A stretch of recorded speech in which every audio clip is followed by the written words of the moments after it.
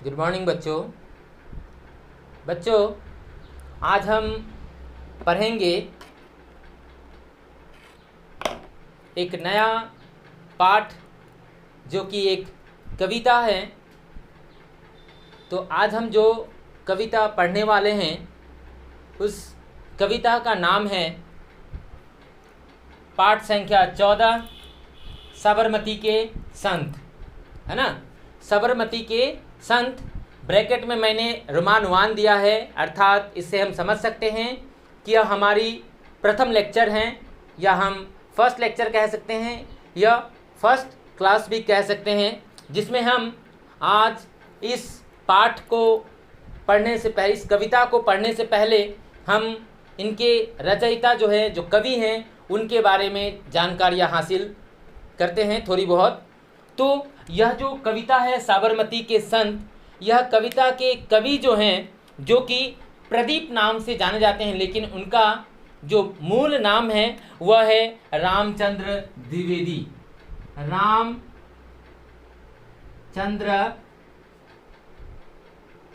द्विवेदी, है ना। उनका मूल नाम है रामचंद्र द्विवेदी, या कह सकते हैं कि उर्फ प्रदीप,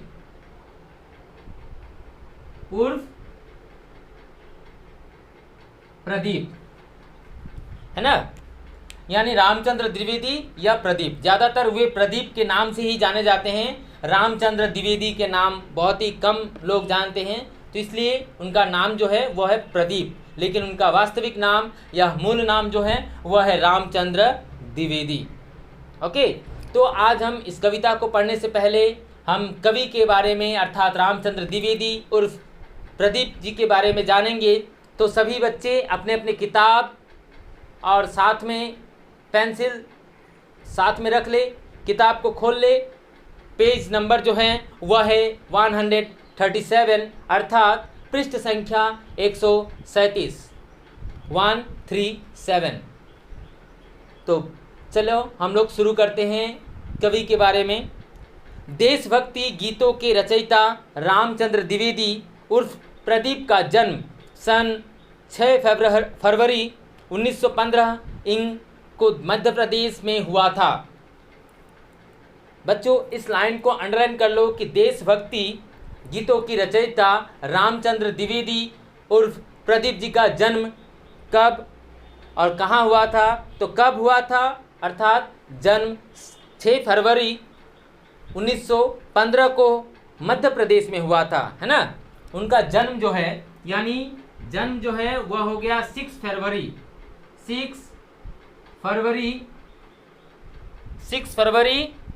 1915 इंग में उनका जन्म हुआ था। 6 फरवरी यह हो गया उनके जन्म। ओके, कहाँ हुआ था? मध्य प्रदेश, यानी एमपी, मध्य प्रदेश में उनका जन्म हुआ था। बचपन से ही आपको कविता लिखने का शौक था। वे बचपन से ही, यानी वे जब छोटी अवस्था में थे तब से ही उनका कविता लिखने का शौक बहुत ज़्यादा था। 1939 इंग में लखनऊ विश्वविद्यालय से स्नातक की उपाधि प्राप्त करने के बाद आप शिक्षक बनना चाहते थे, यानी कि 1939 सन 1939 में वे लखनऊ विश्वविद्यालय से स्नातक यानी बीए का डिग्री हासिल कर वे एक शिक्षक बनना चाहते थे, पर भाग्य को कुछ और ही मंजूर था। यानी वे जब 1939 अर्थात 1939 को जब लखनऊ विश्वविद्यालय से स्नातक की डिग्री हासिल कर वे टीचर बनना चाहते थे, शिक्षक बनना चाहते थे, लेकिन उनकी किस्मत में शायद वह न था और वे कुछ और बन गए। उसी समय मुंबई में हो रहे एक कवि सम्मेलन में भाग लेने का मोह आप छोड़ नहीं सके। यानी उसी समय, यानी जब वे शिक्षक नहीं बन पाए, तब उसी समय मुंबई में कवि सम्मेलन हो रहा था, तो उसमें वो भाग लेना चाह रहे थे। वे भाग लिए। भाग लेने के बाद आपकी कविताओं से प्रभावित होकर बॉम्बे टॉकीज के मालिक हिमांशु राय ने आपको कंगन फिल्म के लिए गीत लिखने की पेशकश की। कह रहे हैं कि जब उस कवि सम्मेलन में, जब मुंबई में कवि सम्मेलन हुआ था 1939 में, तब उनके कविता से प्रभावित होकर बॉम्बे टॉकीज़ के मालिक जो हैं, जिनका नाम है हिमांशु राय, वे अपने फिल्म जो था जिसका नाम है कंगन, उस फिल्म के एक गीत लिखने के लिए उनके सामने उन्होंने प्रार्थना किया, पेशकश की। 1939 इंग में प्रदर्शित इस फिल्म में गीत ज़बरदस्त हिट हुई। जब 1939 में वही कंगन फिल्म जब रिलीज़ हुआ था, रिलीज़ होने के बाद जो गीत रामचंद्र द्विवेदी जी ने अर्थात प्रदीप जी ने जो लिखा था, वह गाना बहुत ही हिट साबित हुई, ज़बरदस्त हिट हुई। 1940 इंग में ज्ञान मुखर्जी के निर्देशन में आपने बंधन फिल्म के गीत लिखे। कह रहे कि 1939 के बाद, कंगन फिल्म के बाद उन्होंने बंधन फिल्म में भी, जो 1940 में यानी 1914 में जो रिलीज़ हुआ था, उस फिल्म बंधन में भी उन्होंने गाना तैयार किया, गीत लिखे। फिर आपने पीछे मुड़कर नहीं देखा। उसके बाद उन्होंने कभी अपने बीती जीवन यानी पीछे मुड़कर कभी नहीं देखा, बल्कि वे आगे की तरफ बढ़ते गए, ऊंचाइयों को छूते गए। आपने बॉम्बे टॉकीज़ के बैनर तले नया संसार, अनजान, झूला, पूर्ण मिलन, किस्मत आदि कई हिट फिल्मों के गीत लिखे। कह रहे हैं कि उनका सिर्फ कंगन या फिर बंधन फिल्म में ही उनका अंत नहीं हुआ, बल्कि उन्होंने आगे चलकर नए संसार, अनजान, झूला, पुनर्मिलन, किस्मत जैसी फिल्मों में भी उन्होंने गाना, गीत लिखकर उन्होंने पेशकश किया था। आप संगीत नाटक अकादमी पुरस्कार, national integration award, Dada Saheb Phalke पुरस्कार, फिल्म जर्नलिस्ट अवार्ड, इम्पा अवार्ड, महान कलाकार का पुरस्कार, राजीव गांधी अवार्ड तथा संत ज्ञानेश्वर जैसे अनेक पुरस्कारों से नवाजे गए थे। कह रहे हैं कि उनको जितने सारे पुरस्कार या सम्मानों से जो सम्मानित किया गया था, उसमें से बहुत सारे पुरस्कारों से उन्हें सम्मानित किया गया था। जैसे उनमें से हैं संगीत नाटक अकादमी पुरस्कार से सम्मानित किया गया था, नेशनल इंटीग्रेशन अवार्ड से उन्हें सम्मानित किया गया था, फिर दादा साहेब फाल्के पुरस्कार से सम्मानित किया गया था, फिल्म जर्नलिस्ट अवार्ड से भी सम्मानित किया गया था उन्हें, इम्पा अवार्ड से भी उन्हें सम्मानित किया गया था, महान कलाकार का पुरस्कार भी उन्हें मिला था, राजीव गांधी अवार्ड से भी उन्हें सम्मानित किया गया था तथा संत ज्ञानेश्वर जैसे अनेक पुरस्कारों से उन्हें सम्मानित किया गया था।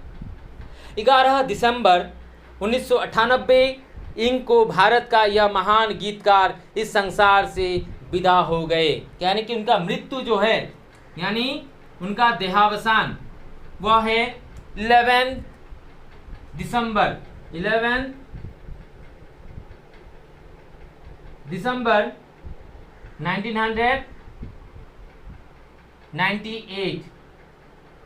1998 में उनका देहावसान हो गया था। यानी जन्म हुआ था 6 फरवरी 1915 इंग में उनका जन्म हुआ था। कहाँ हुआ था? मध्य प्रदेश में। लेकिन मृत्यु उनका हुआ था 11 दिसंबर 1998 में उनका देहावसान हुआ।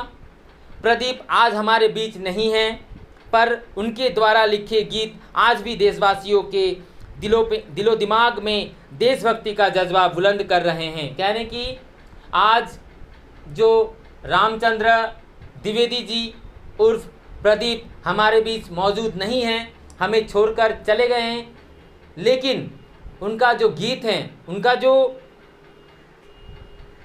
लिखने का जो कला था, वे देशवासियों के दिलों और दिमागों में भी वे देशभक्ति का जज्बा आज भी बुलंद कर रहे हैं।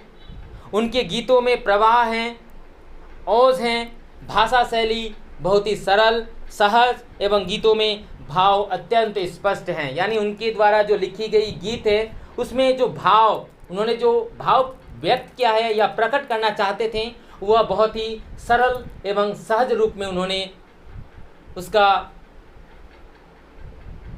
विश्लेषण किया है, उन्होंने दिखाया है।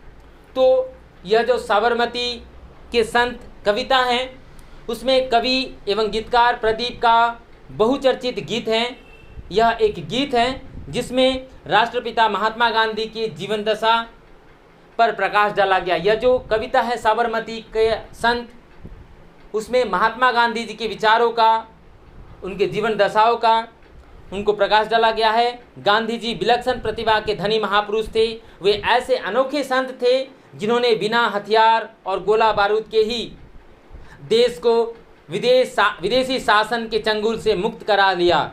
यह स्वाधीनता भारतवासियों के लिए एक चमत्कार था और यह चमत्कार साबरमती के महान संत गांधी जी ने कर दिखाया।